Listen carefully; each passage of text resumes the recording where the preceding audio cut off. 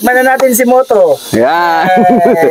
So, yun guys, Pandin Lake. Yan. So, pakita natin mga pagkain dito sa Pandin Lake, mga idol. Sa mga hindi pa nakakapunta. Siyempre, meron silang... Sa gulong nyo to. Ano to? Ensaladang pako. Sabi niya. Ingatan sa gulong daw. Sa gulong. Liliempo, tilapia, ginataang hipon, oh. Oh, ginata. Tapos, ano to? Ang tawag mo dito? Suman. Suman. Bakit hindi ba? Suman naman. Gagi, kanin to. Ay, ba yan? Kanin. Gani! Para sa Pampanga. Alin yan pa? Nakabalot Yan. na ng salo. Tapos, may buko. Yung angas na ito, may sausawan pa sila dito. Diba? Tapos, may sili. Ito na, liempo. Perfect bite sa Pandin.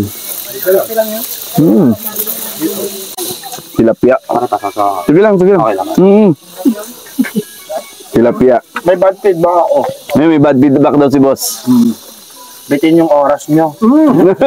Bitin 2 hours dito. Bilin 2 hours? Oh. Sarap na setup. Sarap kasi tumambay ng ganyan, no? Nakakanga ganyan yung view mo. So, yung mga hindi pa po nakapunta dito, visit nyo na. Napuntahan na po ng mga sikat na vlogger. Kita nyo naman, Boss Arch, DMTV, Lady Young Rider. So, visit nyo na rin ito, Pandin. Pandin Lake.